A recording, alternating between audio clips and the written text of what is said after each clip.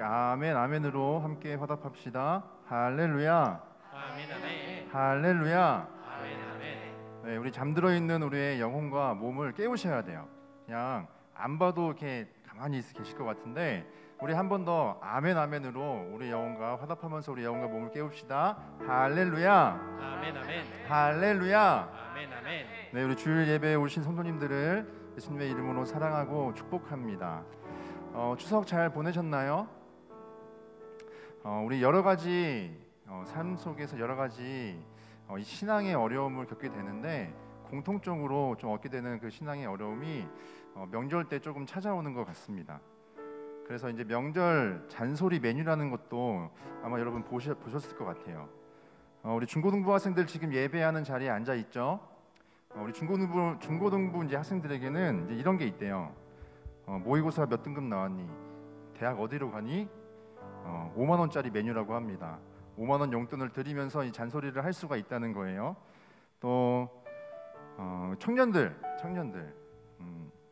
취업 준비 아직도니 15만 원, 연애하고 있니? 10만 원 용돈을 주면서 잔소리를 할 수 있다고 합니다. 또 그런가 하면 이제 좀 센 것 같아요. 결혼 언제 하니? 30만 원이라고 합니다. 또 그런가 하면 이제 신혼부부도 있어요. 애 언제 갖니? 50만 원 용돈을 줘야 한다고 합니다. 그래서 저의 걱정은 유료로 판매하니 용돈을 주시고 잔소리를 하셔라, 이렇게 인터넷에 올라와 있더라고요. 그러나 우리 근심과 고민의 이 문제들이 용돈의 양이 많아진다고 해서 결코 해결되지는 않더라고요. 그러나 하나님의 은혜가 우리를 덮을 때 자유할 줄 믿습니다. 나를 향한 하나님의 이 분명한 계획을 신뢰할 때 한 걸음 한 걸음 우리에게 주어진 이 구원의 여정을 완주할 수 있는 산 소망을 우리에게 주실 줄 믿습니다. 우리 함께 기도하면서 예배 자리로 나갑시다. 주님, 나의 죄성을 오늘도 하나님의 은혜 아래 덮어 주시옵소서. 나의 상황은 여전히 나를 향하여서 여러 가지 날카로운 잣대를 가지고 향하고 또 들이대고 나를 헤아려 하나, 그러나 주님, 나는 하나님의 은혜를, 하나님의 사랑을, 하나님의 긍휼하심을 사모하며 오직 하나님만 신뢰하는 하나님의 신실한 자녀 되게 하여 주옵소서. 성령님 이 시간 가운데 우리에게 은혜를 부어 주옵소서. 우리 삶과 기도하며 나가겠습니다. 하나님 아버지 감사합니다. 주님 오늘도 이 자리 가운데 인도해 주심을 감사합니다. 주님, 우리 마음 가운데 여러 가지 복잡한 마음들을 가지고 왔을 줄 믿습니다. 그러나 주님, 우리가 돌아갈 때는 오직 한 마음을 가지고 돌아갈 수 있는 마음을 주옵소서. 하나님의 은혜로 우리를 덮어주시옵시고 하나님의 사랑으로 우리를 감싸주시며 하나님의 긍휼하심으로 우리 모든 삶을 바라볼 수 있는 시선을 허락하여 주셔서 이 시간 우리 마음 가운데 오직 주님 바라보며 나갈 수 있는 모든 시간 될 수 있도록 축복하여 주셔서 오직 주님의 의지하며 나아가길 원합니다. 우리 마음들을 더욱더 주님 앞에 내려놓기를 원합니다. 모든 마음을 가지고 주님을 바라보며 더욱더 우리에게 주시는 은혜를 가지고 이 시간 가운데 주님 예배할 수 있는 데 될 수 있도록 함께하여 주옵소서. 오직 주님을 의지하오니 이 시간 주님 우리 마음 만져주시고 하나님의 충만한 은혜를 우리 가운데 부어 주시옵소서. 하나님 감사합니다. 하나님, 우리가 신뢰할 분은 오직 주님밖에 없음을 다시 한번 고백합니다. 고백하는 우리의 심령이 죄로 물들고 또 세상의 수많은 이야기들 속에서 또 하나님을 무시하고 외면한 채 주를 향한 우리의 마음을 갈기갈기 찢어놓는 듯하나, 그러나 주님, 우리는 주님 한 분만으로 만족합니다. 주님 한 분으로 충분합니다. 주님만 우리에게 주시옵소서. 사모하며 예배하는 이 시간 되게 하여 주옵소서. 그렇게 행하신 주님을 경배합니다. 찬양합니다. 사랑합니다. 예수님의 이름으로 간절히 기도드립니다. 아멘. 우리 시간 함께 영광을 박수 올리겠습니다.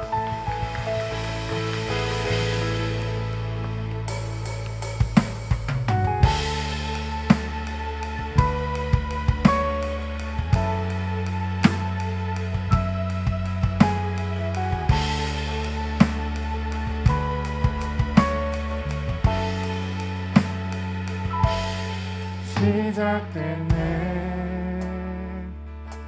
우리 주님의 능력이 나의 삶을 다스리고 새롭게 하네. 자유하네. 죄와 사망으로부터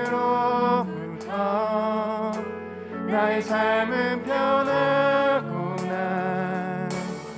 충만하네.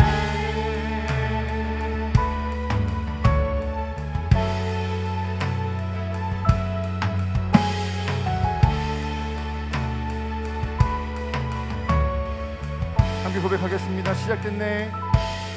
시작됐네. 우리 주님의 능력이 나의 삶을 다스리고 새롭게 하네. 자유하네. 죄와 사망으로부터 나의 삶은 변하구나. 충만하네. 은혜로다. 은혜로다. 주의 은혜 한량없는 주의 은혜. 은혜로다. 주의 은혜 변함없는 신실하신 주의 은혜로다. 은혜로다. 주의 은혜 한량없는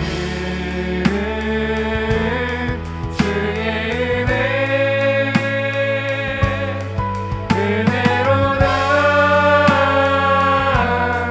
주의 은혜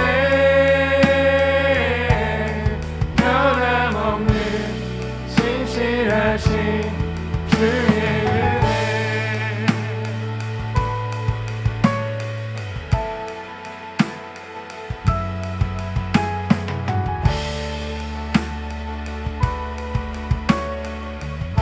다음부터 고백하겠습니다. 시작됐네.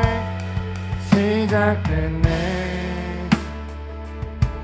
우리 주님의 능력이 나의 삶을 다스리고 새롭게 하네. 자유하네. 죄와 사망으로부터 나의 삶은 변하구나. 우리 한 번 더 고백합시다. 시작됐네. 우리 주님의 능력이 시작됐네. 우리 주님의 능력이 나의 삶을 다스리고 새롭게 하네. 자유하네.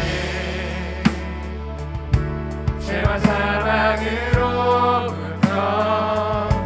나의 삶은 변하구나. 충만하네. 은혜로다. 주의 은혜 한량없는 주의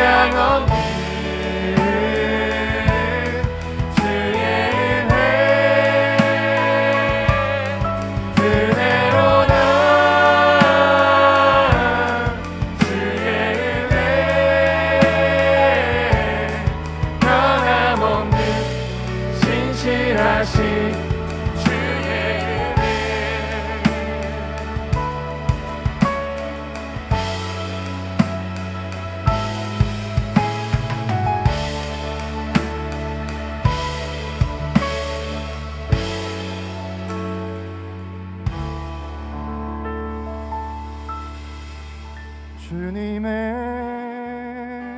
그 모든 것이 내 삶을 가득 채우네. 내 모든 갈증과 필요 주 사랑으로 만족시키니. 주님의 그 모든 것이 내 삶을 가득 채우네.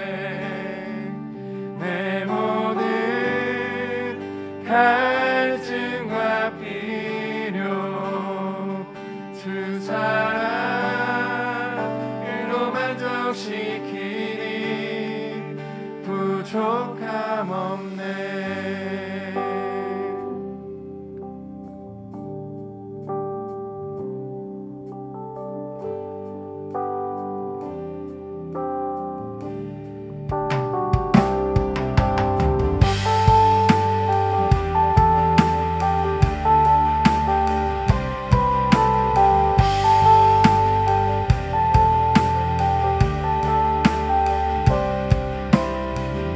나의 공급자 또 내 생명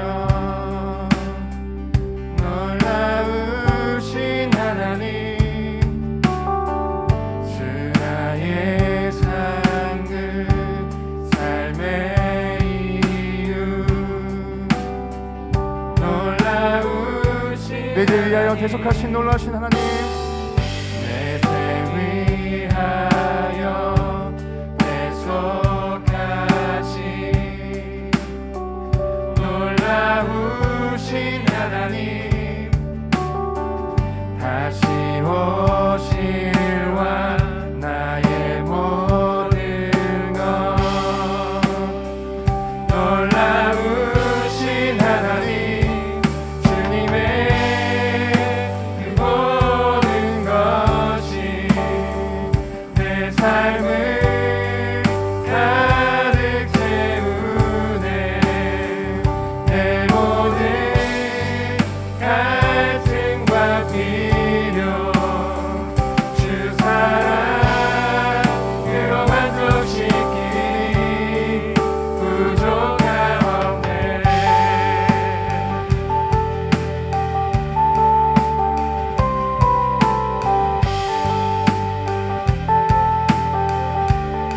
처음부터 고백합시다. 나의 공급자 나의 공급자 또 내 생명 놀라우신 하나님 주 나의 상급 삶의 이유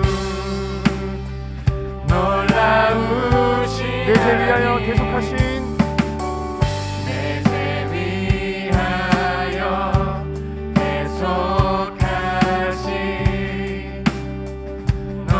놀라우신 하나님 다시 오실 왕 나의 모든 것 놀라우신 하나님 주님의 그 모든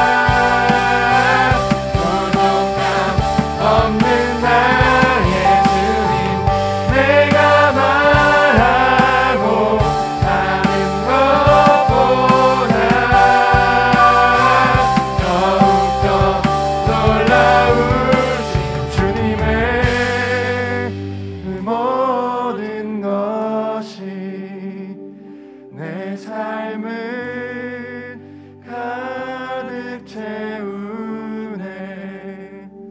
내 모든 갈증과 필요 주 사랑으로 만족시키니. 한 번 더 고백합시다. 주님의 그 모든 것이 내 삶을 가득 채우네. 내 모든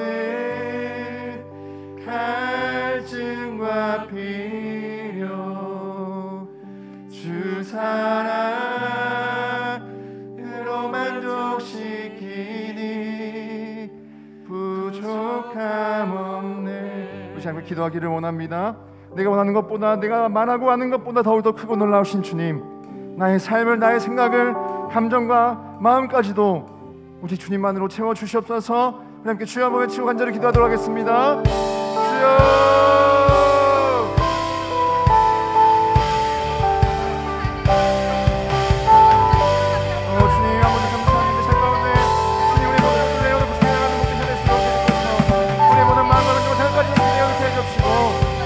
그 모든 것으로 채워주시옵소서. 하나님, 우리 마음 가운데 외롭고 공허하고 슬프고 아픈 마음들이 있습니다. 그 무엇으로 채울 수 없는 우리의 마음, 하나님의 은혜와 사랑을 긍휼하시고 채워주셔서 다시 한번 우리 마음을 회복해 주시고 우리 세상 안에 은혜를 덮어주셔서 우리 주님을 의지하며 나아갑니다. 하나님의 이름을 더욱더 부르며 의지하며 선포합니다. 주님, 우리 마음 가운데 더욱더 부어주시고 눈을 세워 내려주셔서 주님을 의지하며 나가니 하나님 마음을 넓게 해주시고 또 특사의 가운데 몸을 잘할 수 있도록 인도하여 주옵소서.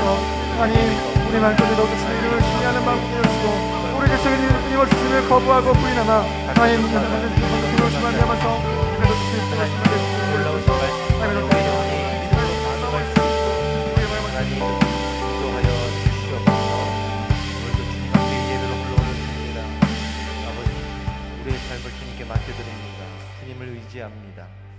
하나님 아버지, 오늘 이 예배는 예수 그리스도를 향한 예배가 될 줄 믿습니다.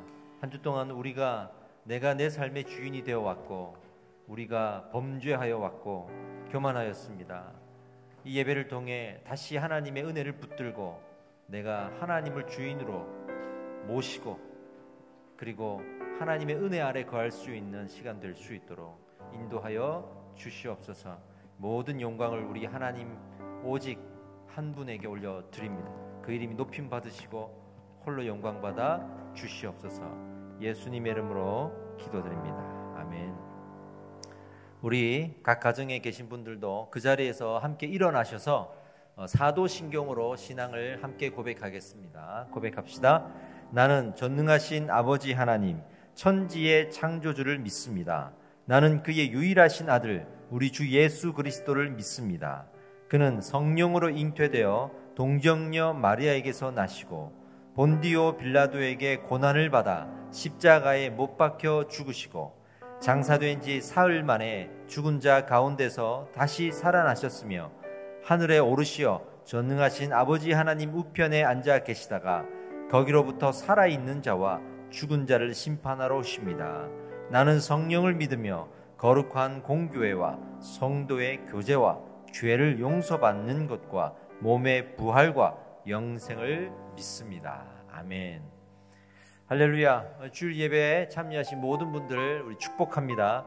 우리 채팅창에 축복의 인사말을 좀 많이 남겨주십시오. 인사를 평소에 우리가 얼굴 보고 못 나누지만 출석 체크할 때 같이 여러분 축복합니다 이렇게 인사해 주시면 더 따뜻한 우리 마음을 나눌 수 있는 통로될 것 같습니다. 지금 잠깐 우리 채팅창을 통해서 서로 축복하는 시간을 갖겠습니다. 물론 유튜브 또 카카오 따로 예배를 드리기 때문에 다 함께 모여 있지는 않을 거예요. 그래도 그 방 안에 있는 분들이 있으니까 여러분 축복을 좀 나눠 주시기 바랍니다. 인사해 주시고요.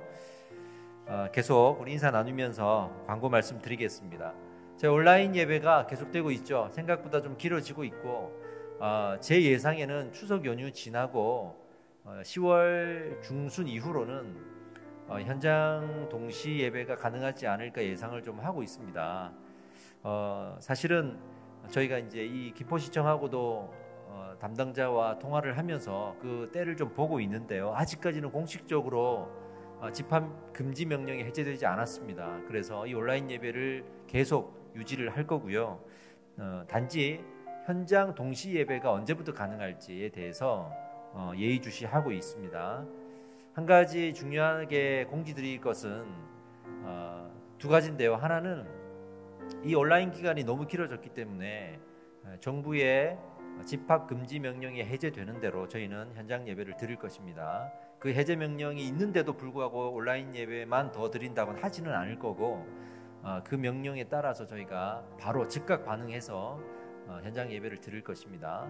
그러니까 언제가 될지는 모르지만 급박하게 이 명령이 해제가 되면 우리도 급박하게 공지를 해서 현장 예배를 드릴 수 있다는 거 꼭 알고 계시고요.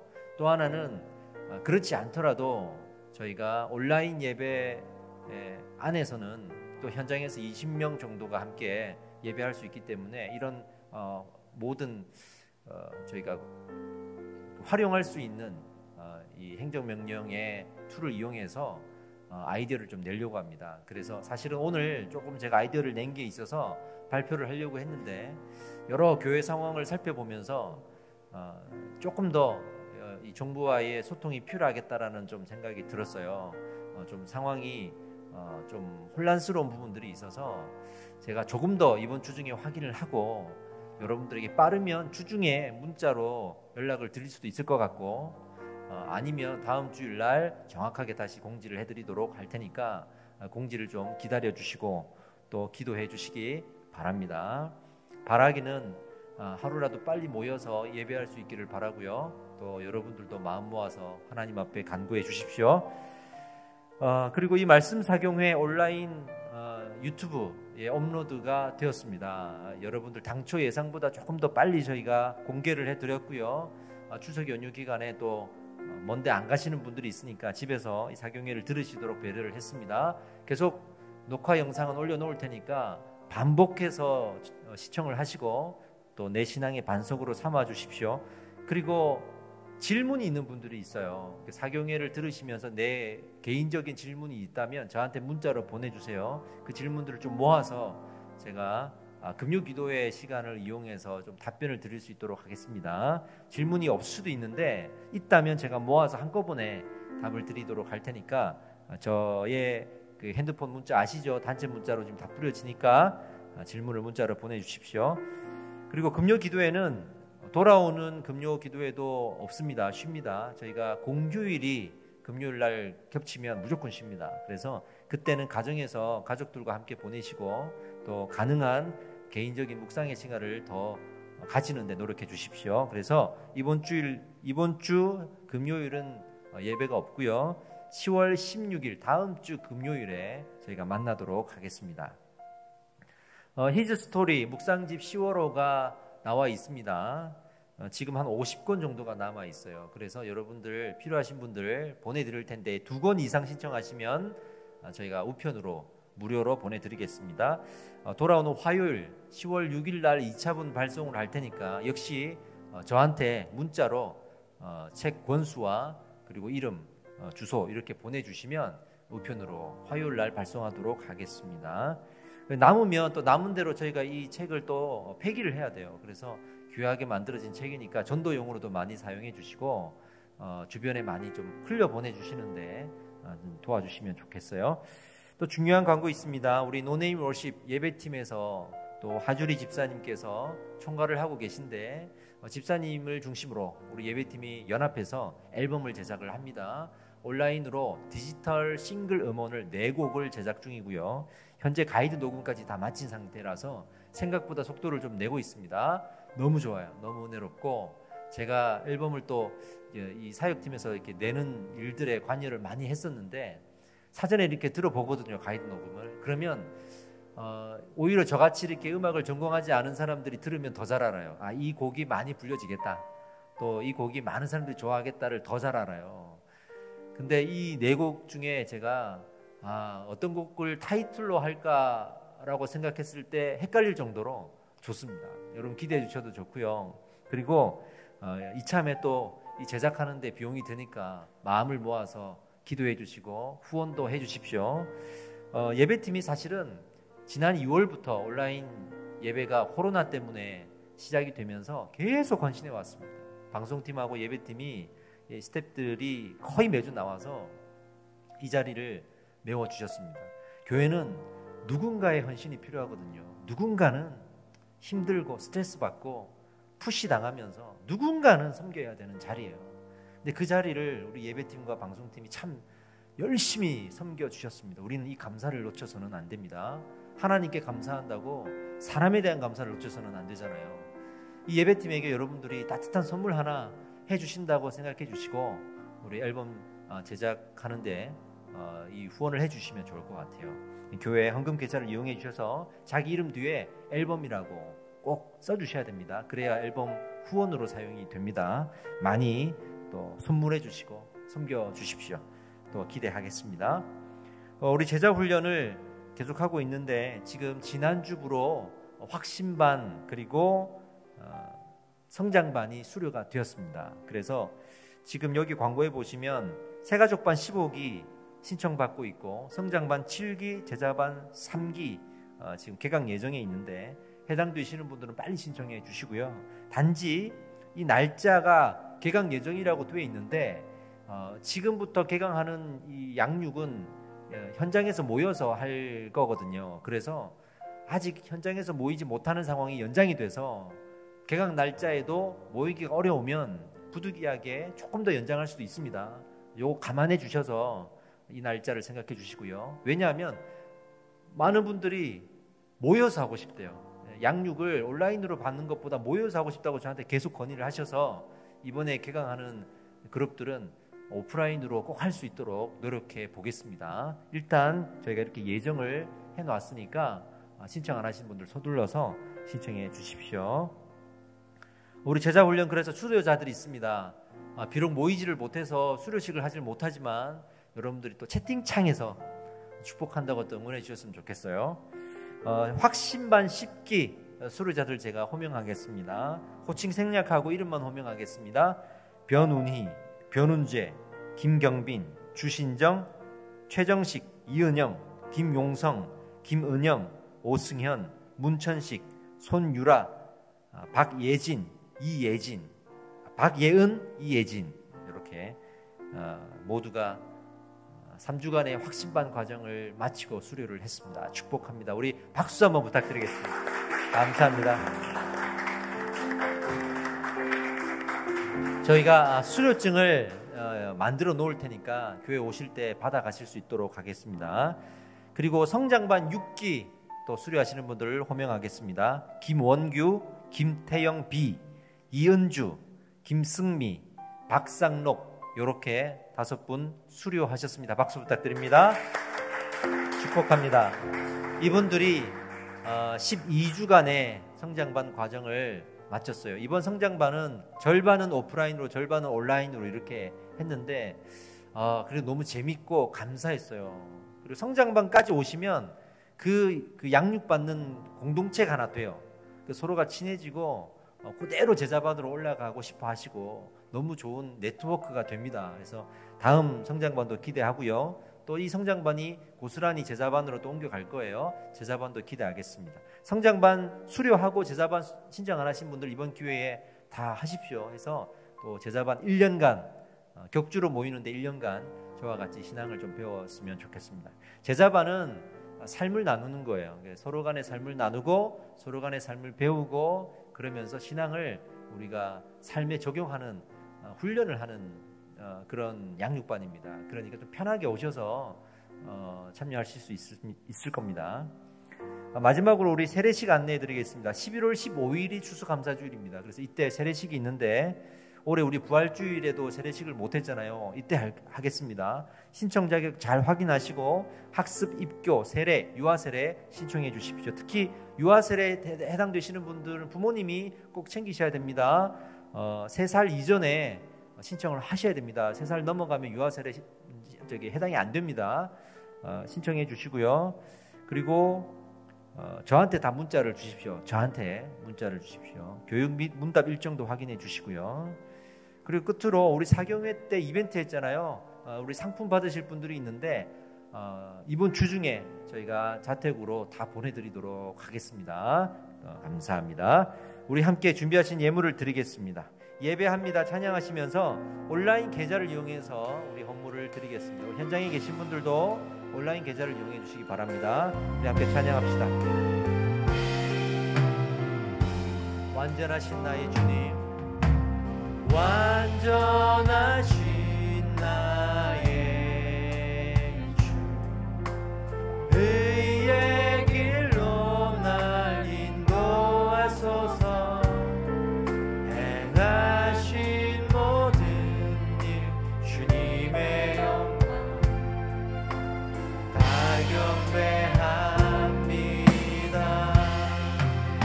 예배합니다. 찬양합니다. 주님만 날 다스리소서.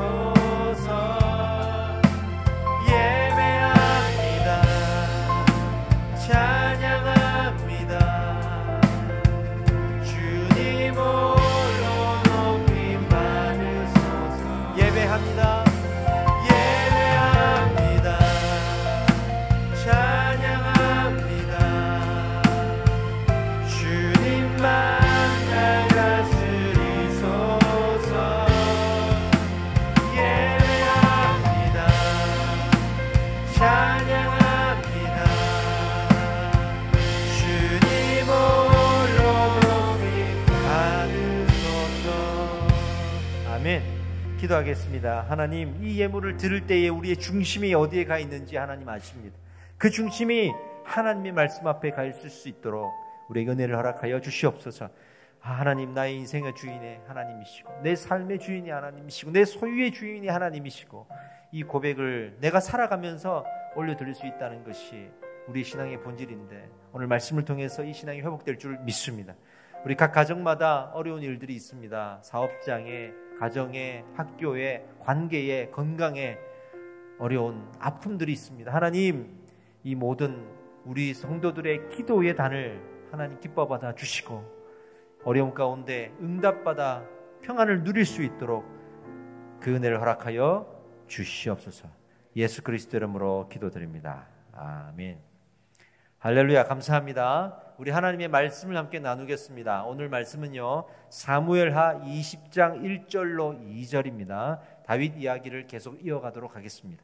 우리 1절 2절 함께 합독하겠습니다. 시작. 마침 거기에 불량배 하나가 있으니 그의 이름은 세바인데 베냐민 사람 비그리의 아들이었더라. 그가 나팔을 불며 이르되 우리는 다윗과 나눌 분깃이 없으며 이새의 아들에게서 받을 유산이 우리에게 없도다. 이스라엘아, 각각 장막으로 돌아가라매. 이에 온 이스라엘 사람들이 다윗 따르기를 그치고 올라가 비그리의 아들 세바를 따르나 유다 사람들은 그들의 왕과 합하여 요단에서 예루살렘까지 따르니라. 아멘. 오늘은요, 다윗 이야기 43번째 시간입니다. 이제 다윗 이야기가 끝나갑니다. 아마 10월 중에 이제 이 대장정을 마무리할 수 있다고 생각이 됩니다. 이제 이 마무리하는데 또 좀 감회가 새롭죠. 벌써 43번째네요. 오늘 말씀의 제목은 죄에 대한 미련을 버려라. 한번 따라해 보실까요? 시작. 죄에 대한 미련을 버려라입니다. 우리가 어떤 문제가 생겼을 때 항상 우리는 그 문제의 그 문제 자체에 매일 수 있습니다. 그 문제가 어떤 사건을 통해 일어났다면 그 사건을 바라볼 수가 있습니다. 그러나 항상 어떤 문제는 그 사건 뒤에 더 본질적인 문제가 있을 가능성이 많아요.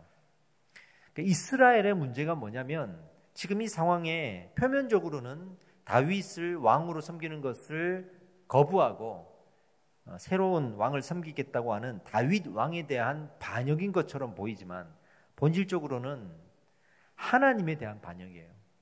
하나님께서 이 나라를 다스리고 왕을 임명하시는 이 하나님의 일하심에 대해서 반대하고 거부하고 있는 중입니다.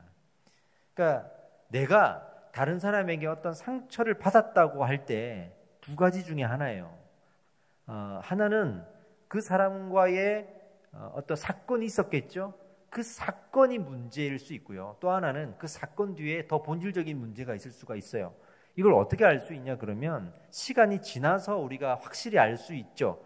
왜냐하면 이게 정말 사건의 문제라면 그 사건이 잘 해결되면 이 두 사람의 관계는 회복이 돼요. 그죠? 그런데 본질적인 다른 문제가 있다 그러면 이 사건의 문제가 해결이 되어도 그 두 사람을 회복할 수가 없어요. 그 본질적인 문제가 따로 있기 때문이에요. 그런 일들이 앞으로 계속 반복해서 일어날 수밖에 없는 이유가 거기에 있어요. 지금 이스라엘이 하나님께 반역을 하는데 문제는 어떤 사건이 해결됐는데도 반복해서 계속 반역을 하는 거예요. 그러니까 그 사건 자체가 문제였던 게 아니고 본질적으로 하나님 앞에 다른 문제가 있었던 거예요. 그게 뭐냐예요. 그게 이스라엘이 사사시대부터 계속 고집해왔던 자기들만의 욕심이 이루어지지 않았던 게 본질적인 문제예요. 그 자기들만의 욕심이 뭐냐면 우리들이 원하는 왕을 세워달라는 거예요. 우리가 원하는 왕을 세우고 싶다라는 고집이에요. 이것 때문에 하나님과의 관계에서 계속 반역을 일으켜 오는 겁니다. 우리가 예배하고 또 말씀을 배우고 제자 훈련을 받는 이 목적이 무엇인지도 생각해 볼 수 있어요. 우리가 하나님을 알고 하나님 앞에 순종하기 위해서 예배하고 말씀을 배우는가? 아니면 내가 원하는 하나님을 찾으려고 그것을 확인하려고 예배하고 말씀을 배우고 있지는 않는지 한번 생각해 볼 필요가 있습니다. 만약에 내가 원하는 하나님을 미리 정해놓고 그 하나님이 이어야만 한다고 생각하면서 예배하고 말씀을 배운다면 이 사람은 계속 하나님 앞에 반역할 거예요. 그리고 아무리 대단한 말씀이 선포되어도 거부할 거예요. 말씀 안에 절대로 변하지 않겠다라는 의지를 가지고 자기가 원하는 말씀을 찾아서 헤매일 거예요. 이게 지금 이스라엘의 상황입니다, 여러분. 사실 우리의 죄성과 욕심에 딱 맞는 그런 하나님을 찾고 싶은데 그런 하나님이 어디에 가면 있느냐 하면 이단에 가면 있어요. 사이비에 가면 있어요. 기가 막히게 이것을 잘 연구해서 우리의 입맛에 맞는 하나님을 만들어 놨어요. 그래서 참 매력적이에요, 그 하나님이. 보세요. 눈에 보이는 이 교주가 하나님이다 하면서 눈에 보이는 하나님 만들어 놨죠. 물질이 하나님께서 주시는 유일한 복인 것처럼 말하면서 우리가 물질의 복을 받을 것처럼 말하죠. 영원히 죽지 않는다고 말하기도 하고 하나님처럼 완전해진다고 말하기도 하고 심지어는 절대로 이제부터는 고난은 없다. 어떤 경우에는 우리가 짓는 모든 죄는 나의 죄가 아니라 사단이 나를 통해서 짓는 죄이기 때문에 회개할 필요도 없다. 이러면서 우리가 정말 원하는 그림으로 하나님을 만들어 놔요. 진리 앞에 서 있는 교회에는 그런 우리가 원하는 하나님은 없어요. 왜냐하면 하나님은 하나님이시기 때문에. 할렐루야. 네. 이 무엇보다 성경에서 말하는 정복의 개념을 세상에서 말하는 정복의 개념으로 딱 바꿔놓으면 그게 우리가 원하는 하나님이 돼요. 그러니까 세상에서 성공하는 것이 신앙의 성공이다 이렇게 되는 거죠. 근데 이런 신앙을 갖지 않으려면 어떻게 해야 되느냐면 진리를 분별하는 것도 중요해요. 이게 정말 중요합니다. 그러나 한 가지 더 필요해요. 내 욕심으로 인해 생긴 고집 있죠. 이 고집을 거부하는 일도 중요해요. 그건 내가 해야 되는 일이에요. 죄성을 은혜로 다스려야 된다 하는 이 사경유 때 이야기가 여기서 적용이 되는 거예요. 이게 우리의 싸움이고 영적인 전쟁이에요. 제가 어제 설교 준비를 미리 끝냈어요. 그래서 저녁에 시간이 좀 남았습니다. 그래서 밤에 이렇게 TV를 가족들과 보는데 나훈아 씨 콘서트를 하더라고요. 조금 봤어요. 참 대단한 분이다라는 생각이 들었어요. 근데 그 중에 이제 인터뷰하는 내용이 나오는데 아나운서가 질문을 합니다. 시간이 지나서 이제 은퇴를 하게 될 텐데 은퇴하면 어떻게 될까에 대한 질문을 던졌어요. 나훈아 씨가 대답을 이렇게 합니다. 나는 유행가를 부르는 가수입니다. 유행가라는 것은 유행을 했다가 흘러가는 거잖아요. 그러니까 자기도 결국에는 내려와야 된다는 거예요. 유행이 지나면 내려와야 된다는 거예요. 그런 자기 정체성을 이야기를 하더라고요. 그러니까 자기가 유행가를 부르는 가수로서의 정체성을 누구보다도 잘 알고 있다. 저는 이렇게 이해를 했어요. 근데 이런 생각이 들었어요. 우리도 마찬가지인데 우리도 이 정체성을 잘 알아야 될 텐데라는 생각이 들었습니다. 여러분, 우리 신앙인의 정체성이 뭘까요? 우리 신앙인은요, 하나님이 나의 주인이시라고 고백하는 게 우리의 신앙의 정체성이에요. 그죠? 이것 이외의 정체성이 사실 없어요. 그러니까 우리는 시간이 지나면서 어떻게 되어야 될까요? 점점 내 삶에 하나님이 주인 되시는 일들이 있어야 되는 거예요. 하나님이 나의 주인이 되시는 삶이 점점 많아져야 되는 거예요. 그래야 우리의 정체성에 맞는 인생을 우리가 살아가고 있는 거 아닐까요? 시간이 지나면서 우리는 내가 죽고 예수만 사는 인생을 살아가야 됩니다. 할렐루야. 이거 없이 다른 거 채워진다고 우리가 신앙생활을 잘하는 것이 절대로 아니에요. 여러분, 오늘 이 말씀을 통해서 이런 나의 욕심, 그 욕심으로 인한 고집, 그 고집을 하나님의 말씀 앞에 내려놓고 꺾이고 하나님을 붙들 수 있는 시간이 될 줄 믿습니다. 아멘입니다. 결국에는 지난 시간에 이어서 이 압살롬의 이 반역이 실패로 끝났습니다. 그리고 그 과정에서 이스라엘의 많은 대다수의 사람들이 이 반역에 동참했습니다.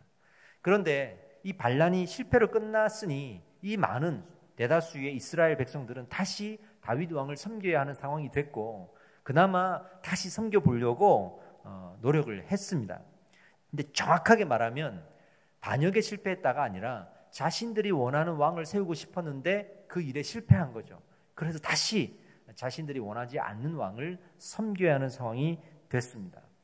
그런데 아직 이 반역에 대한 불씨가 꺼지지 않았어요. 즉 미련이 남았어요.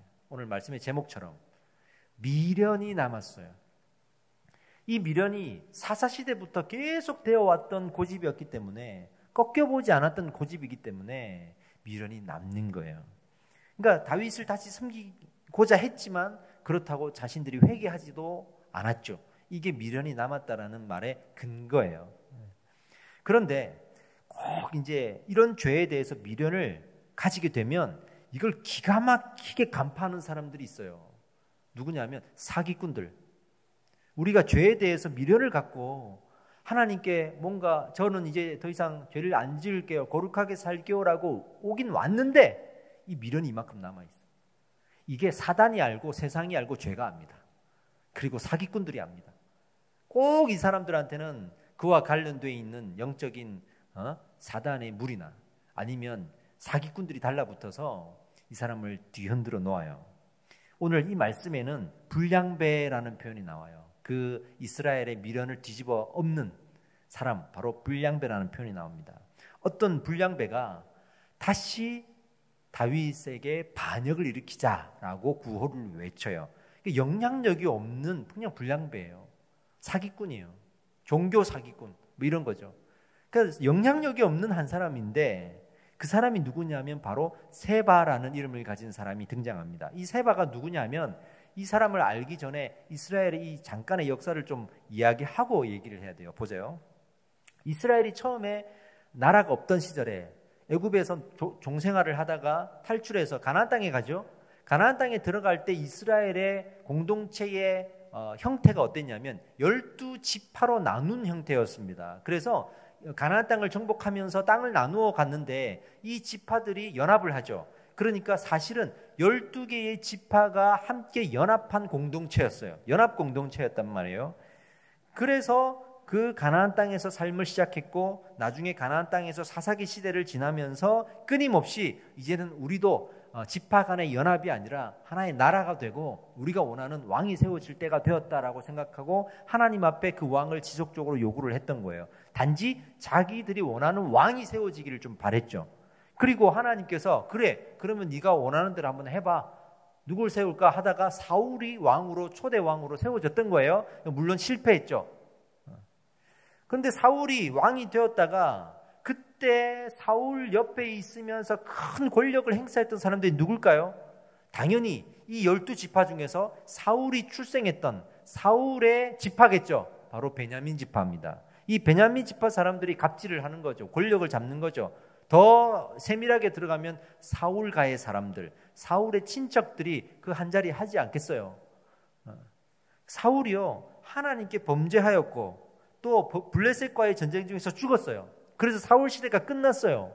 그런데도 불구하고 이 사울가 사람들은 이 모든 책임을 다윗에게 다 전가시키고 계속 사울가 사람들이 왕으로 또 세워져야 된다고 주장을 했던 거예요. 그래서 다도 다윗을 외치게 됐죠. 그 대표적인 사건 하나가 다윗이 아들 압살롬에게 쫓겨서 도망을 갈 때 시므이라는 사람이 나와서 다윗을 저주하는 장면이 있었죠. 그 시므이가 바로 이 사울가 사람이었다. 이렇게 저희가 해석을 했습니다. 아들 압살롬 반역 때 이스라엘 많은 사람들이 또 압살롬 편에 섰잖아요. 그러니까 결국 이 자기들은 왕이 부정부패를 일으켜도 상관없어. 우리가 원하는 왕은 왕이 깨끗한 왕이 아니야. 부정부패를 저지르고 권력을 가지고 그 친족들이 나라 다 말아먹어도 상관없어. 나한테 유익이 있어야 되는 거야. 나한테 유익이 있어야 되는 거예요. 이런 왕을 원하는 거예요. 우리가 뭔가 사업을 한다, 장사를 한다, 내가 학교를 다닌다. 이기적으로 생각하면 당장 내 사업이 잘 되고 내 가게 잘 되고 학교에서 좀 등록금이라도 주게 할 수 있는 그런 왕을, 그런 어떤 대통령 같은 사람을 원한다고 생각해 보세요. 당신이 아무리 부정부패를 일으켜도 나는 상관없어 할 수 있는 거죠. 이게 지금 이 상황이에요. 이 상황이. 근데 이제 어쨌든 실패로 끝났고 이 시므이라는 사람도 베냐민 지파와 1000명 정도가 나와가지고 죄송하다고 용서해달라고까지 말해서 끝나는 줄 알았어요. 근데 미련은 무서워요. 사람의 미련은 정말 무서워요. 이것이 바로 이제 미련이 있었기 때문에 세바의 반란으로 이어질 수가 있었습니다. 더 정확하게 말하면 세바가 그 미련을 눈치챈 거죠. 이 사기꾼이 눈치를 챈 거죠. 이 사람들은 내가 누군지 중요하지 않아. 내가 불량배고 내가 영향력이 없는 사람이라도 이 사람들은 상관없어. 누군가가 저 다윗 왕을 끌어내리고 당신들이 원하는 거 줄게 라고만 하면 이 사람들은 마음을 줄 사람이야 라고 생각한 거예요. 그리고 세바가 등장합니다. 자, 세바를 소개하는데 오늘 사무엘하 20장 1절 본문에서 이렇게 소개합니다. 읽어볼까요? 같이. 마침 거기에 불량배 하나가 있으니 그의 이름은 세바인데 베냐민 사람 비그리의 아들이었더라. 보세요. 바로 이 사람도 베냐민 지파 사울가 사람이에요. 결국에는 또 사울가 사람이 쓱 나타나는 거예요. 이런 역사적인 흐름과 연관성이 계속 생기죠. 자, 이 사람들은 이제 마지막 기회라고 생각했을 거예요. 마지막 기회라고. 미련이 남아있는데 누군가가 총대 메고 하나 나가주니까 이제 마지막 기회다 이런 생각을 했을 거예요. 그래서 이 세바가요 어떻게 사람들의 마음을 모으냐면 대단한 전략이 있었던 게 아니에요. 그냥 구호 하나로 사람들 마음 모아요. 아내가 남편한테 명품 가방을 하나 사달라 그럽니다. 너무 비싸요. 남편이 타일러요. 우리가 지금 경제적으로 그걸 사기는 어려우니까 자중합시다. 이렇게 말려요. 그리고 잘 해결됐어. 이제 안 사기로 했어. 근데 아내가 미련이 남은 거예요. 그래서 어떻게 하냐면 인터넷을 보다가 짝퉁이 있는 거예요. 짝퉁이. 그러니까 이 짝퉁을 보고 저거라도 가져야겠다 싶어가지고 샀다는 거예요. 마치 지금 이스라엘 사람들이 지금 이래요. 자기들이 원하는 왕은 사울이었고 압살롬 좋잖아요. 다윗 왕의 아들이었고. 근데 이 세바는 그냥 짝퉁이에요. 이게 아무 영향력 없고 그 전에 듣지도 알지도 못한 그런 사람이거든요. 근데도 짝퉁이라도 좋아. 미련이 있으니까. 그리고 이 사람을 붙드는 거예요. 신앙생활하면서도 여러분 세상에 미련이 있으면 안 됩니다. 빨리 버려야 됩니다. 세상에 미련이 있으면 교회를 짝퉁으로 만들려고 그래요. 그렇죠? 교회가 짝퉁 교회가 되면 되잖아요. 그러면 세상처럼 보이잖아요. 교회 와가지고 세상처럼 살 수 있잖아요. 우리의 미련은 무섭습니다, 여러분. 신앙생활 할 때 미련을 꼭 버리셔야 됩니다. 자, 이 불량배 세바가 구호를 외칩니다. 어떻게 외치냐면 아까 말씀드린 역사적인 상황을 노래합니다. 이렇게 1절 말씀인데 읽어봅시다. 우리는 다윗과 나눌 분깃이 없으며 이새의 아들에게서 받을 유산이 우리에게 없도다. 무슨 말이냐면 아까 가나안 들어갈 때 12지파 연합 공동체라 그랬죠? 그때를 얘기하는 거예요. 우리 처음에 12지파 연합 공동체였지 다윗의 나라가 아니었다. 이렇게 얘기하는 거예요. 그러니까 다윗이 우리의 왕노릇 할 자격이 없다. 우리 그때로 돌아가자. 우리가 아쉬울 게 뭐가 있냐. 우리는 선택권이 있다. 저런 독재에 동의하지 않는다. 이러면서 구호를 외친 거예요. 사람들이 이걸 붙든 거예요. 맞다. 지금이야 우리가 나라지만 옛날에 우리는 나라가 아니다. 그렇게 나라 세워주고 왕을 달라고 사사기 시절에 하나님의 그 수많은 초달의 매, 사랑의 매 앞에서도 굴복하지 않고 주장했던 사람들이 말이죠. 지금 보세요. 갈 데 없으니까 다시 그럼 처음으로 돌아가자라고 말하는 거예요. 처음으로 돌아가자.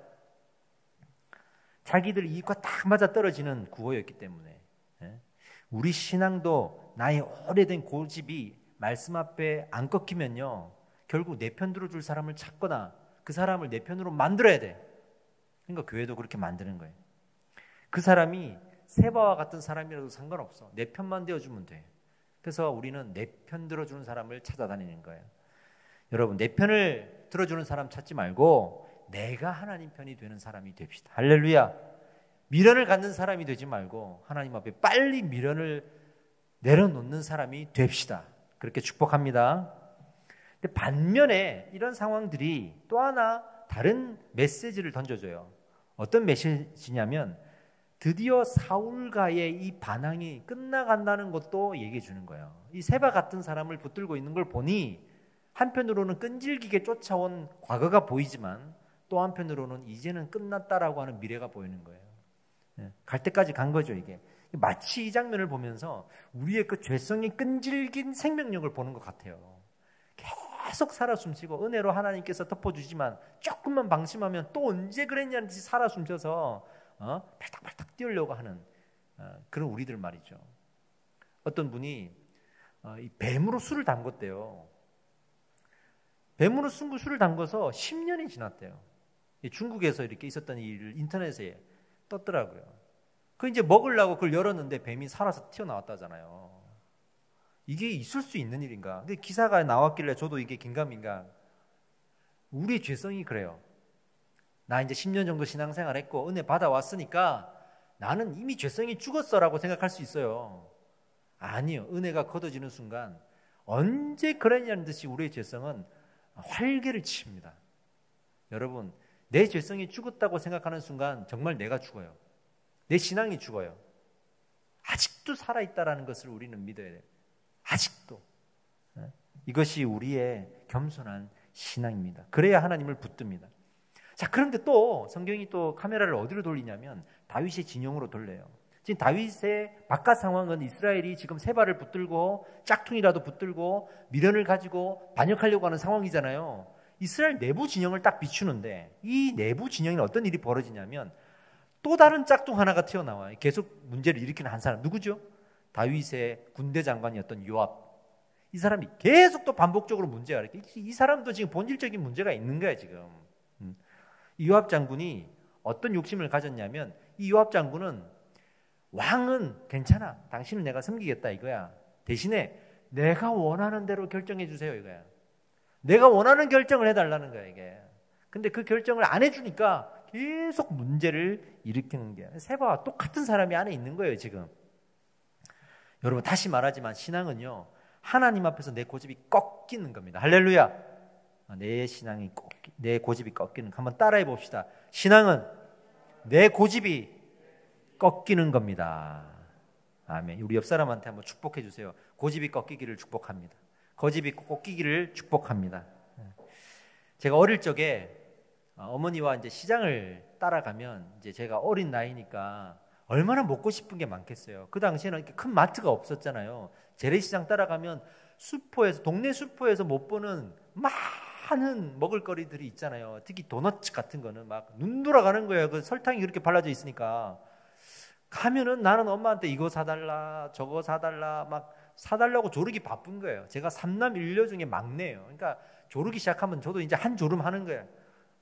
근데 엄마가 손을 다 이렇게 끌고 이제 시장 가서 뭘 이렇게 장을 보면 제가 너무 사달라 그러니까 안 사줘요. 잘 딱 살 것만 사고 사줄 것도 딱 하나만 사주고 이런 식으로 나머지는 안 사줘요. 근데 안 사줄 때 어떻게 하냐 그러면 제 손을 꽉 아플 정도로 잡아요.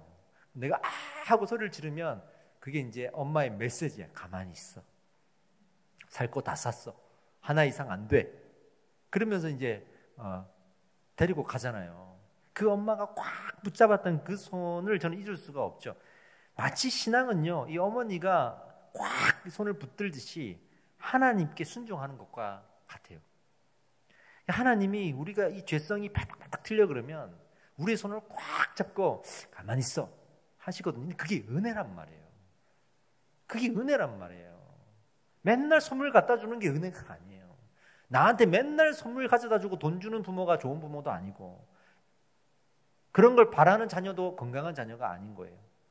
하나님이 꽉 잡으시면 은혜라고 생각하고 아멘 할 수 있어야 됩니다. 할렐루야. 내 고집을 원하시면 내어드리는 것이 은혜인 줄 믿습니다. 마음에 안 들어도 하나님 편에 서고 마음에 안 들어도 내 고집을 내어놓는 것, 이게 신앙생활입니다. 바로 우리가 못한 것을 드러내시더라도 회개하는 것, 할렐루야. 그것이 우리 신앙생활입니다. 여러분, 그런데 요압은요, 하나님이 꽉 잡은 이 손을 뿌리치려고만 해요. 말을 안 들어요. 다윗의 명령을 그래서 반복적으로 거부를 합니다. 그리고 또 하나, 오늘 다윗이 자기를 대신해서 세운 아마사라는 장군이 있는데 이 장군을 미워합니다. 이렇게 계속 말을 안 들어요. 이런 상황에서 이제 이 사건이 벌어지죠. 다윗이 아마사 장군에게 저기 이제 저 반역한 무리들을 또 처단을 해야 되니까 가서 군사를 좀 모아와라 보냅니다. 보내는데 좀 늦어요. 기간 내에 좀 소식이 늦어요. 그러니까 또 추가로 알아보라고 사람을 보내야 될 거 아니겠어요.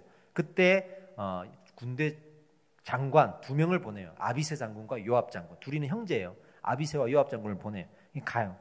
그러니까 이제 아마사 장군이 아직 일 처리가 안 끝났는데, 모병이 아직 안 끝났는데 이제 아비새와 요압 장군이 오니까 맞이해야 될 거 아니겠어요. 그 말을 타고 가서 막 반갑게 이제 맞이하는 거예요.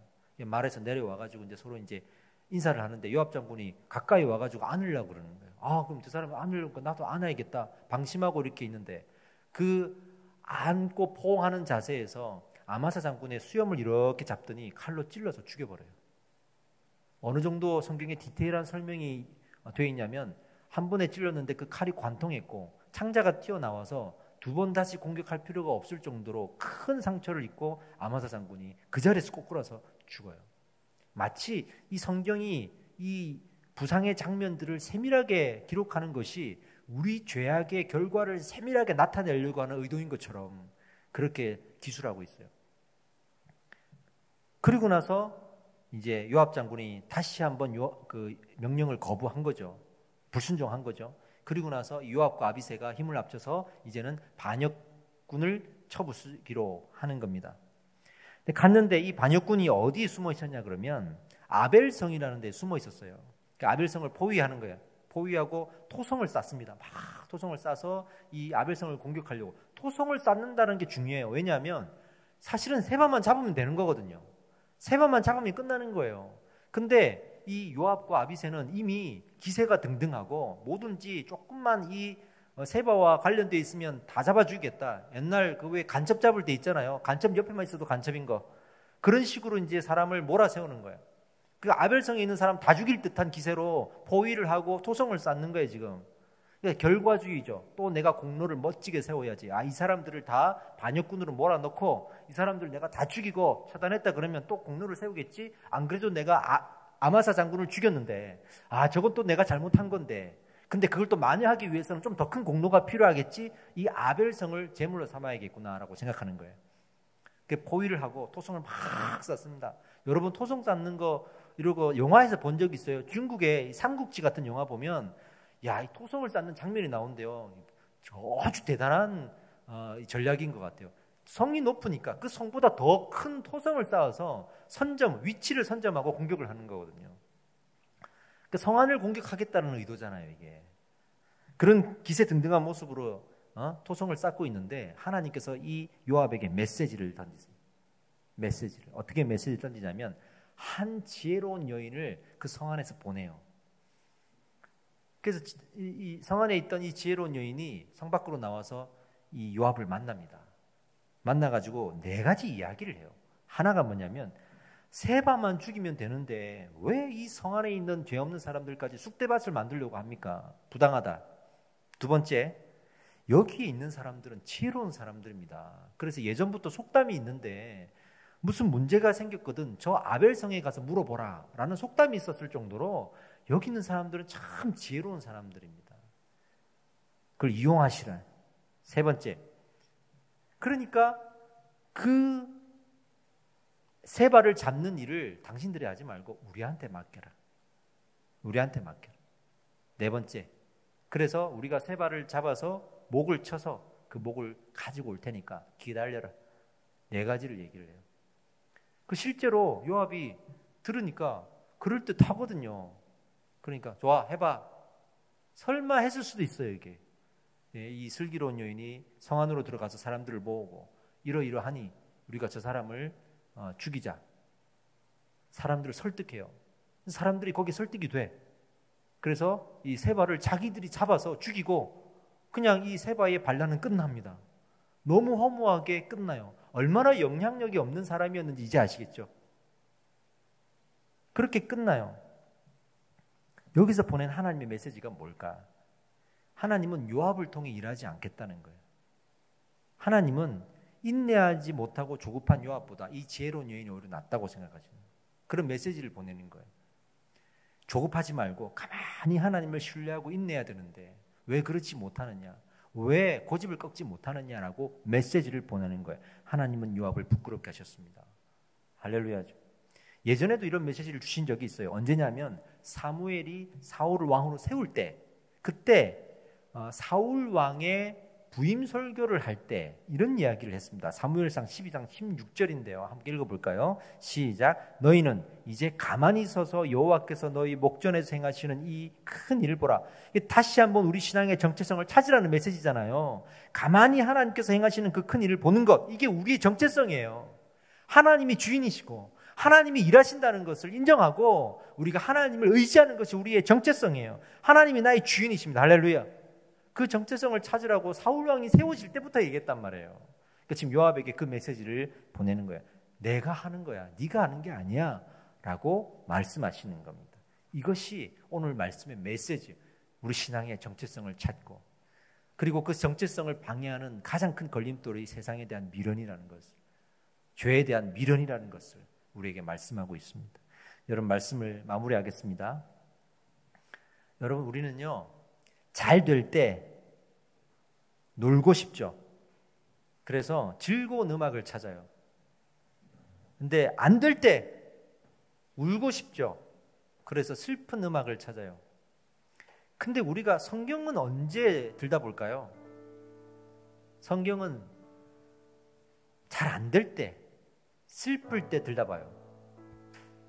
왜냐하면 성경을 보면 다 고난의 이야기잖아요. 모세도 고난을 받았고 다윗도 고난을 받았고 요셉은 어떻습니까? 이스라엘의 고난이 나오고 예수님의 고난이 나오고 사도들의 고난이 나오고 다 고난 이야기거든 사실은. 맞아요. 성경은 고난이 주제예요. 그걸 보면서 예수님도 이런 고난을 당하셨구나, 십자가에서 이런 고통을 당하셨구나 그러면서 위로받는 거예요. 근데 이거는요 그냥 내가 위로받으려고 성경을 보는 거예요. 나보다 더 많은 고난을 당한 사람들을 찾는 것밖에는 안 되는 거예요. 성경은 그렇게 찾아서는 안 됩니다. 성경을 자세히 보면요 그렇게 슬플 때도 찾아야 되지만 기쁠 때도 찾으라고 돼 있어요. 늘, 항상, 언제나 찾으라고 돼 있습니다. 왜냐하면 고난이 주제인 건 맞는데 그렇다고 고난 당하니 슬퍼해라가 아니에요. 성경은 고난이 주제이지만 그럼에도 기뻐할 수 있다고 말하는 거예요. 그래서 기쁠 때도 성경을 보고 슬플 때도 성경을 보라는 거예요. 여러분, 다윗 이야기를 이 오랜 시간 나누는 동안 여러분들은 무엇을 보셨습니까? 어떤 사람은 다윗의 고난만 보는 사람들이 있어요. 다윗이 이런 고난을 당했구나. 다윗처럼 살면 안 되겠구나. 다윗처럼 되게 해달라고 기도하면 안 되겠구나. 야, 아무리 믿음을 가져도 이렇게 고난을 당하는구나. 믿음 적당히 가지고 믿음 생활 적당히 하고 고난 안 당해야지라고 생각할 수도 있잖아요. 근데 어떤 사람은 그 다윗의 삶에서 드러나는 하나님의 영광을 봐요. 아, 이렇게 하나님이 영광을 받으셨고 다윗을 통해 이렇게 일을 하셨구나 하는 하나님의 섭리를 보는 사람이 있습니다. 그런 사람들은 그 다윗의 삶을 또한 사모하게 되죠. 비록 내가 지금 고난 중에 있다 할지라도 하나님은 나를 통해 영광 받으시고 또 어떤 일을 행하실까 하면서 기도하게 되죠. 우리의 욕심과 고집은 그 하나님의 영광을 볼 때 드디어 꺾이는 거예요. 그 은혜가 아니면 우리의 욕심은 절대 꺾이지 않습니다. 신앙생활 오래 한다고 낡고 닳아서 꺾이는 게 아니에요. 그 오랜 세월이 지나도 하나님의 영광을 보지 못하면 절대로 꺾이지 않습니다. 여러분 성경을 볼 때 그 하나님의 영광을 찾으시기를 축복합니다. 아멘. 마찬가지로 우리 삶도 그래요. 내 삶도 그래요. 어떤 사람은 내가 당하고 있는 이 고난만 눈을 부릅뜨고 보는 사람이 있어요. 나는 왜 이런 어려움이 있을까? 왜 저런 어려움이 있을까? 하나님, 왜 나는 이렇게 살아야 돼요? 하면서 내가 고난 당하는 것만 찾아내요. 옛날에 이랬잖아요. 그랬잖아요. 그러면서. 근데 어떤 사람은 그 중에서 하나님의 영광을 또한 눈을 부릅뜨고 찾는 사람이 있어요. 이런 하나님의 은혜가 있었지. 저런 하나님의 은혜가 있었지. 눈을 부릅뜨고 찾아요. 제가 엊그제 이제 페이스북에 글을 하나 썼는데 저희 개척한 지 이제 만 3년이거든요. 그러니까 설립 예배 기준이 아니고 첫 예배 드렸을 때 2017년 9월 17일 첫 예배를 드렸을 때 봉천동에서 조그만 학원 그 로비를 빌려가지고 예배를 드렸던 그 시절이 기억이 나요. 이제 만 3년이 꼬박 지났어요. 아직 가야 될 길이 더 멀죠. 그런데 가면은 참 새로워요. 왜냐하면 그 과정에서 나름 어렵고 힘든 일들도 있었거든요. 있었어요. 그것만 생각하면 그냥 축 처져요. 이렇게. 아유, 또 3년 또 살아가야 되나. 그렇게 또 어려운 일 또 겪으면서 또 3년 살아가야 되나 하고 힘이 축 처져요. 근데 그 3년 안에 놀라운 하나님의 은혜와 영광이 있었어요. 정말 기가 막히고 등골이 오싹할 정도로 하나님의 일하심은 위대했습니다. 내가 개척한 걸 가장 감사했던 이유 중에 하나는 그 위대하신 기막힌 일들을 내가 봤다는 거예요. 개척 안 했으면 나 못 봤을 거예요. 지금까지 신앙생활하고 목회하고 사역해오면서 보지 못했던 그 놀라운 하나님의 섭리를 저는 봤어요. 너무 감사한 거예요. 그것만 생각하면 또 다가올 3년이 기대가 돼요. 여러분 신앙은 이거예요. 그런 믿음의 눈을 가지고 우리의 미래를 바라보고 기뻐할 수 있는 것입니다. 여러분 세상에 대한 미련은 자꾸만 그 믿음의 눈을 저버리게 만듭니다. 그리고 당장의 고난만 쳐다보게 만듭니다. 나를 그렇게 신앙의 까막눈 만드는 이 미련을 버리십시오. 그리고 하나님의 영광을 보십시오. 그러면 그 은혜가 드디어 발견될 거예요. 아, 내가 이 은혜를 잊고 살았구나. 이 은혜를 내가 모르고 살았구나. 그리고 이제부터 보일 거예요. 아, 이런 은혜가 나에게 함께하고 있구나. 또 이런 은혜가 함께 할 것이구나. 이 확신이 우리 가운데 있을 겁니다. 여러분 어떤 삶을 사시겠습니까? 저는 여러분들에게 도전합니다. 믿음의 눈을 가지고 기쁨으로 평안으로 이 시대를 살아가게 될 줄 믿습니다. 그렇게 되기를 소망하십시오. 기도하겠습니다. 하나님, 우리에게 이 믿음의 눈을 허락하여 주시옵소서. 우리가 이 믿음의 눈을 가지고 미련을 버릴 수 있도록 축복하여 주시옵소서. 우리 함께 기도하겠습니다. 주여 한번 외치고 기도합시다. 주여, 할렐루야. 하나님의 영광을 바라보기 원합니다. 고난 중에 임하셨고 나의 나약함과 나의 이 죄 가운데 거하는 인생 중에도 하나님은 여전히 역사하셔서 은혜로 충만하게 하시고 하나님의 영광을 바라보게 하셨습니다. 우리의 인생의 과거가 아무리 고난의 연속이었다 할지라도 하나님이 주시는 남은 미래는 하나님의 은혜와 영광 속에 함께 하실 것입니다. 아버지, 이 기대를 가지게 하여 주시옵소서. 힘을 내게 하시고 위로받게 하여 주시옵소서. 지쳐있는 영혼들이, 거꾸라져 답답해하고 있는 영혼들이 오늘 이 말씀 가운데 그 미래에 대한 기대와 그 힘을, 위로를 발견하고 일어나게 하여 주시옵소서. 하나님, 우리의 예배는, 우리의 말씀의 묵상은 어디로 나아가고 있습니까? 하나님 앞에 하나님이 누구인지를 알고 그분 앞에 순종하려고 우리 나아가고 있습니다. 이 순종이 없는데 하나님을 알고자 하는 구원만 있다면 하나님 우리 어떻게 은혜의 삶을 살아갈 수가 있단 말입니까? 오늘도 나를 꺾고 내 고집을 내려놓고 살아갈 수 있도록 은혜를 허락하여 주시옵소서. 할렐루야 할렐루야. 은혜를 사모합니다. 하나님 은혜를 사모합니다. 아멘. 우리 한 번만 더 기도하겠습니다. 우리가 이 땅의 교회를 위해서 기도합시다. 이 교회들도 우리의 고집이 있다면 꺾이게 하여 주시고 하나님을 온전히 붙들게 하여 주시옵소서. 모든 이 땅의 목회자들이 자신의 고집보다 말씀의 진리를 선포하게 하시고 모든 이 땅의 성도들이 자신의 고집으로 이 가짜 교회를 만들려고 하지 않게 하시고 오히려 진리 앞에 내가 꺾이는 짝퉁이었던 내 삶을 하나님 앞에 내려놓는 은혜의 여정 될 수 있도록 이 땅의 교회를 축복하여 주시옵소서. 함께 기도하겠습니다. 주여 한번 외치고 기도합시다. 할렐루야 할렐루야. 하나님 우리가 내 욕심을 가지고 이 교회를 바라보고 내 욕심을 가지고 말씀을 바라보지 않게 하나님 역사하여 주시옵소서. 우리를 덮어주셔서 우리의 죄성이 은혜로 통제되어서 정화의 삶을 살아가며 말씀 앞에 굴복하고 순종하며 주님 앞에 더욱더 기쁨으로 달리시는 나아가는 이 땅의 교회 목회자들 영적인 지도자들이 하나님 앞에 자신을 꺾고 회개할 수 있게 도와주시고 은혜 주시고 성도들이 자신이 원하는 하나님을 미리 만들지 않고 말씀 가운데 그 진리 하나님을 찾고 발견할 수 있도록 그래서 내 삶의 주인으로 하나님을 고백하며 시간이 지난 후에 나의 정체성을 하나님은 나의 주인이십니다 고백 가운데 찾아갈 수 있고 적용하고 실천해갈 수 있고 아버지 은혜를 허락하여 주시옵소서. 아멘. 주님 앞에 예배합니다. 주님 앞에 예배합니다. 할렐루야. 하나님 우리를 의의 길로 인도하시는 줄 믿습니다. 하나님은 완전하시는 줄 믿습니다. 하나님은 영원하신 분인 줄 믿습니다. 하나님은 위대하신 분이고 전능하신 분인 줄 믿습니다. 더 이상 이 세상에 미련을 둘 것이 없는데도 나의 이 죄성은 끝까지 붙들고 늘어지게 유혹합니다. 아버지 은혜로 그 미련을 끊어내고 주님 바라볼 수 있도록 축복하여 주시옵소서. 이제는 우리 주 예수 그리스도의 은혜와 하나님의 사랑과 성령의 감화 감동 크신 역사하심이 오늘도 이 말씀 앞에 나를 예수 그리스도의 십자가 앞에 못 박고 그리스도의 은혜가 내 안에 거하기를 바라는 마음으로 아멘으로 화답하는 모든 성도님들과 예배자들 머리 위에 이제로부터 영원토록 함께 있을지어다. 아멘.